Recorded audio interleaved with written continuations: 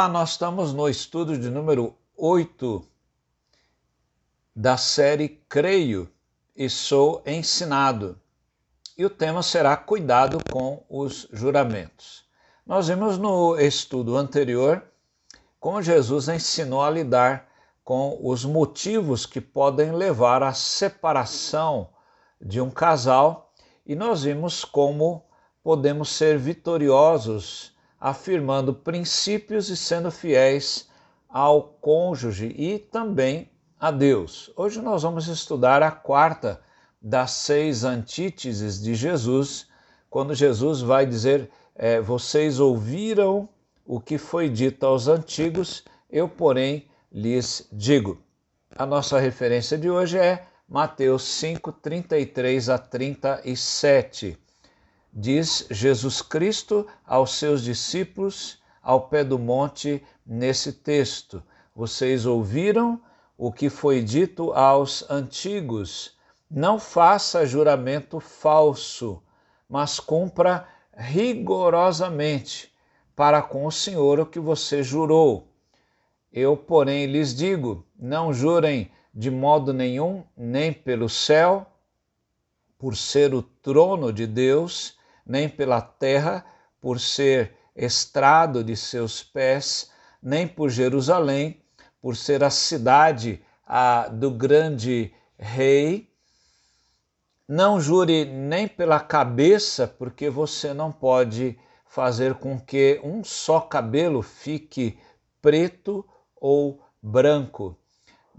Que a palavra de vocês seja sim, sim, não, não. O que passar disto vem do maligno. Antes de tudo, se você não é inscrito neste canal, faça a sua inscrição e ative o sininho para que você possa ser avisado de futuras publicações. Há 3 cuidados que nós devemos ter com os juramentos e os votos legais segundo o nosso amado Salvador. Embora ele esteja falando aqui de juramentos, mas isso também se estende aos votos também, aos votos legais. O primeiro cuidado é nós não tentarmos minimizar a palavra de Deus, né? Veja que Jesus diz, olha, não faça juramento falso, mas cumpra rigorosamente para com o Senhor o que você jurou. Então veja que os juramentos colocam Deus, em geral, como testemunha para punir aquele que jura não cumprir aquilo que está prometendo. Veja que nós temos muitos textos na palavra de Deus, como Êxodo 20, verso 7, Levítico 19, 12, Números 30, verso 2, Deuteronômio 23, 21. E esses textos são muito claros em proibir o juramento falso ou chamado perjúrio, que é muito usado também nos tribunais, na justiça humana.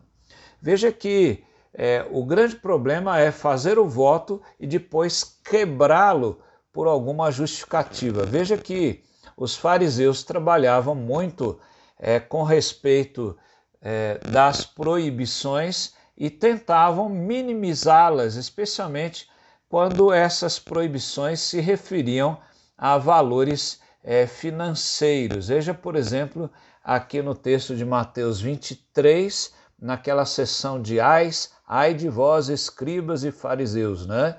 Jesus, ele diz aqui, Mateus 23, 16 a 22, Jesus diz, ai de vós, guias cegos, que dizem, se alguém jurar pelo santuário, isso não tem importância, mas se alguém jurar pelo ouro do santuário, fica obrigado pelo que jurou. Seus tolos e cegos, qual é mais importante?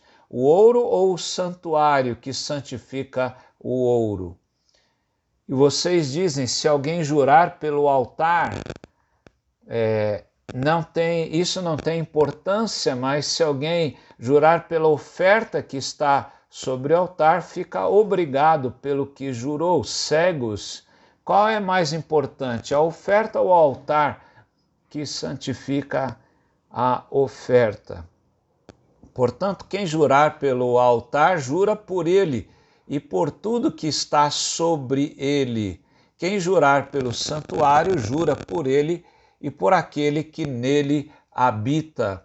E quem jurar pelo céu, jura pelo trono de Deus e por aquele que está sentado. Então, cuidado em tentar minimizar a palavra de Deus e cair no juízo divino. Então, para o judeu, uma coisa era, por exemplo, a questão de jurar pelo altar. Aí não tinha problema, né? Porque ele ficava isento de jurar ali pelo nome de Deus, né?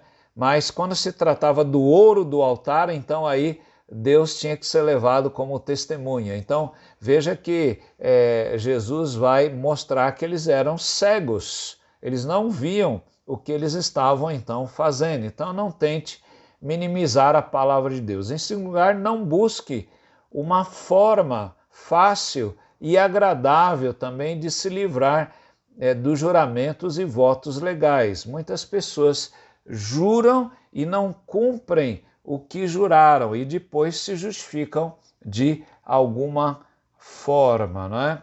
Veja que a ênfase de Jesus está na veracidade, né? Está na fidelidade com que as pessoas estão cumprindo.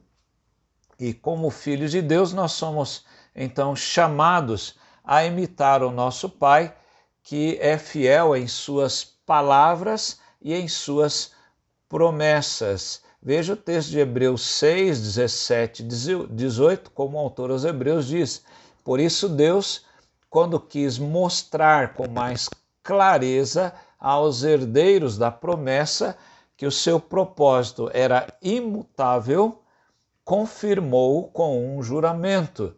E ele fez isso para que, mediante duas coisas imutáveis aqui, promessa e juramento, né? Nas quais é impossível que Deus minta. Então, quando Deus promete, né, e Deus jura pelo seu próprio nome, ele cumpre. E assim como o nosso Pai faz isso, nós somos chamados como seus filhos a imitá-lo. O que Jesus propõe é que o coração seja sincero e que não haja nenhuma hipocrisia buscando aí subterfúgios, pois o mestre proíbe: não jurem nem de modo nenhum, nem pelo céu, nem pela terra, nem por Jerusalém e nem pela cabeça, nem pela sua cabeça, não é? De alguma forma, não use subterfúgios, não busque uma forma fácil e agradável de se esquivar dos juramentos. Busque cumprir os juramentos e votos próprios que são feitos muitas vezes numa profissão de fé, no batismo. Batismo, quando os pais apresentam os filhos ao batismo, prometem, por exemplo, ensiná-los na palavra de Deus, trazê-los assiduamente à igreja, e de repente somem da igreja, né? Então, ou não ensinam a palavra de Deus, não os ensinam a ler, por exemplo. Então, há casos assim, já houve casos notificados sobre isso. Então, a gente percebe como as pessoas podem se afastar, e principalmente o casamento também, quando a pessoa promete ser fiel até a morte, né? E algumas pessoas tiram isso, né, fazem novos juramentos. Hoje é muito comum os noivos fazerem juramentos novos um ao outro, fazem votos ali, na verdade, sobre isso. Então não busque subterfúgios, né? O texto de Eclesiastes 5:4 diz: quando fizer algum voto a Deus, não demore a cumpri-lo, pois ele não se agrada de tolos. Cumpra o voto que você fez. Então não busque uma forma fácil e agradável. Não tente minimizar a palavra e não busque uma forma fácil e agradável para usar como subterfúgio para fugir à sua responsabilidade. Terceiro, cuidado com o que vem do maligno, né? Jesus disse que a palavra de vocês seja sim, sim, não, não. O que passar disso vem do maligno. John Stott, no seu comentário no livro Contra a Cultura Cristã, ele diz que o nosso sim e não devem ser sem adornos, isso já seria suficiente. A nossa doutrina presbiteriana da Confissão de Fé de Westminster, ela diz que o juramento deve ser prestado conforme o sentido claro e óbvio das palavras, sem equívoco ou restrição mental, e não pode obrigar a pecar, mas sendo prestado com referência a qualquer coisa não pecaminosa, obriga ao cumprimento, mesmo com prejuízo de quem jura. Não deve ser violado, ainda que feito a hereges ou infiéis. Tiago, para terminarmos, Tiago 5,12, ele diz: acima de tudo, meus irmãos, nem jurem, nem pelo céu, nem pela terra, nem por outra coisa qualquer, mas que o sim seja de vocês seja sim e que o não de vocês seja não, para que não incorram em condenação. Jesus fala que se o nosso sim não for sim, se o nosso não não for não, isso vem do maligno. Então não existe meio termo aí, ou nós cumprimos ou nós não cumprimos. Que o Senhor ajude a você cumprir os juramentos, os votos legais feitos, seja numa igreja, seja num cartório diante do juiz de paz, seja diante do pastor, seja de alguma forma qualquer tipo de juramento, como aquele de você promete sustentar moral e financeiramente a igreja e as suas instituições. Então cumpra os juramentos e os votos que você fez. Deus não se agrada daqueles que de fato assim não cumprem e assim incidem num pecado de descumprimento daquilo que eles mesmos afirmaram